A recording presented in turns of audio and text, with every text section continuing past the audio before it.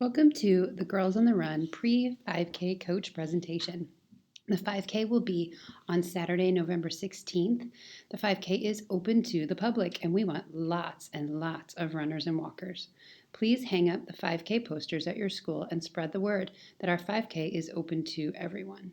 If you know people do not plan to participate in the 5K, ask them to volunteer. All volunteers should sign up online at the Goder STL website.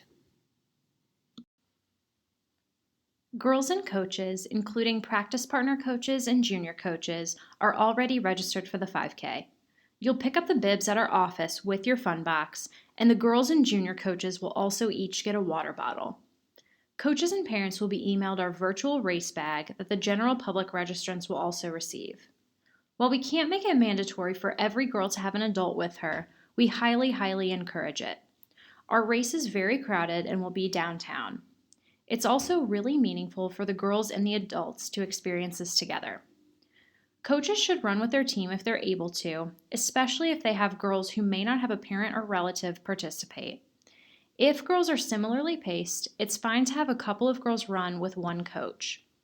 If you're having trouble getting enough running buddies for your girls, please let our office know and we may be able to place someone with your team. Parents and running buddies can register for the 5K online. Registration for the 5K is online and doesn't close until the morning of the 5K. Someone could register for the 5K on their computer at home when they wake up on race morning and pick up their bib and shirt when they arrive at the 5K. The registration system uses dynamic bib assignment, so runners will not be assigned a number until they come to pick up their bib and shirt, whether that be at a packet pickup location or on race morning. If a person is registered online, they will show up to packet pickup or on race morning, and a volunteer will assign them a bib on the spot. People will also be able to register for the race at a kiosk both at packet pickup and on race morning.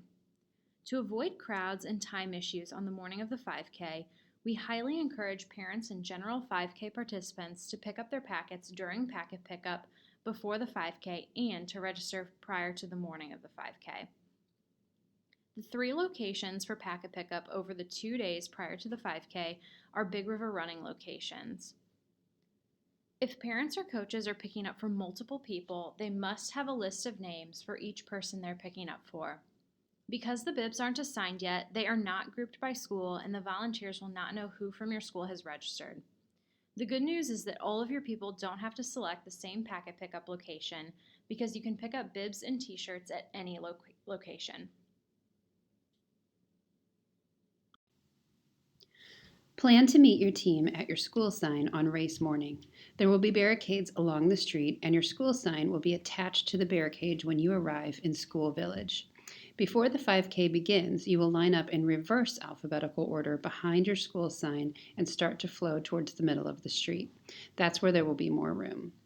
You should use your school sign area as a place to reunite after the 5K, not the finish line chute, as that would be too dangerous for runners still coming in.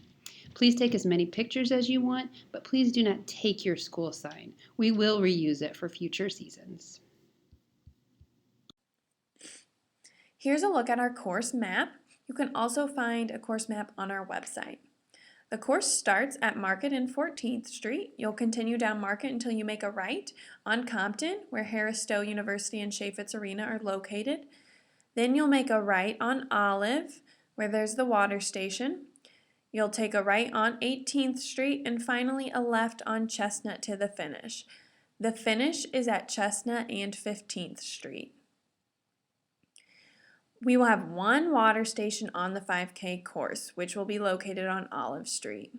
Remind your girls to move through the water station and not just stop and stand there. One water station is plenty for a 5K, so this is a reminder that during your practice 5K, you shouldn't practice multiple water stops, just one. There is a slight incline in the 5K course, so try to prepare your girls for that as well. It's important to designate a place for your team to meet after the 5K. One great option for reunification is back at your school sign on Market Street. We also have a special reunion zone that you can designate as your team's meeting place after the 5K. If you look at the map of Race Village on the left, you'll notice that the reunion zone is in the middle of Eternal Flame Park. The reunion zone is marked with the banner that you see in the photo on the right. If you want families to meet at the reunion zone after the 5K, please tell them ahead of time so they can figure out where to go. Please do not meet in the finish line chute, as this will cause a lot of congestion and is not a safe area to meet. There are also some fun areas of Race Village that you can check out before the 5K or meet up at afterwards. Our Superstar Station area is sure to be a ton of fun, so make sure to plan a visit before the 5K to get a sticker or take a fun photo with your team. Please note Race Village is set up a little differently than in previous 5Ks, so be sure to look it over before the race and see where some things have moved to.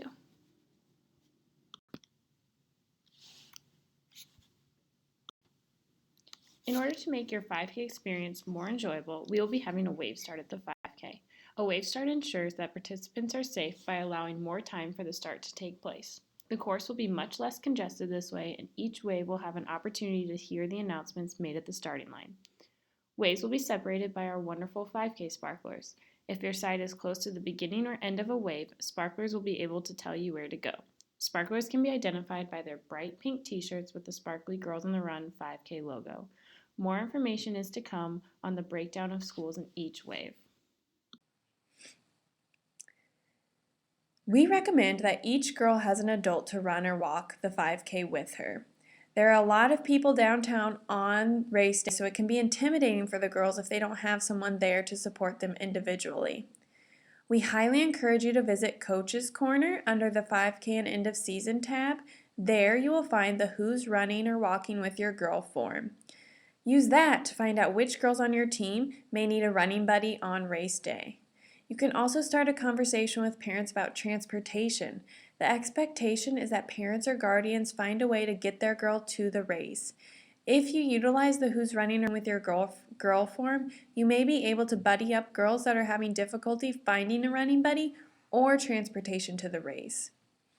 All parents received an electronic copy of the grown-up guides before the start of the season. You may want to call attention to it again because there is a 5K training plan that they can use to prepare for the 5K. That is also available on our website. And it's extremely important to talk about this now as the girls are already training for the 5K. Parents or guardians or running buddies that are running with the girls would want to make sure they're training for the 5K as well. Keep in mind that the GOTR 5K has an extremely high rate of first-time 5K participants. They may need a bit more explanation and guidance, and they may not understand how many people will be at this race downtown. You can always feel free to direct them to our office so we can answer any questions about the 5K. We, of course, encourage carpooling. The Metrolink is a great option. Get off at the Civic Center stop by Scott Trade Center. Race Village is just 1 block away. 2 westbound highway exits will be closed from 6:30 to 10 a.m. Those exits are 38B and 39A, both Market Street exits. Cars and buses can drop off runners with an adult behind Soldiers Memorial on Pine Street. Pine is one way, so you must enter from Tucker Boulevard. If you are riding a bus to the race, we ask that the bus driver drop your team off at the designated drop-off area and park a few blocks away from Race Village so the bus does not occupy multiple parking spots near Race Village. Most bus drivers are used to dropping off and then going somewhere else to park. We'll have a designated bus parking lot at Tucker and St. Charles. Just make sure the kids and you get everything you might need off the bus when you're dropped off. Several parking lots will be open, and parking lot attendants may be charging a $5 fee to park. Plan for time to get there early so you can find a spot and walk to Race Village. Please keep in mind that if the parking meter states that it is permit parking only, you will get a ticket. The City of St. Louis does charge for metered parking on Saturdays, so paying $5 to park in a lot will probably be the best option.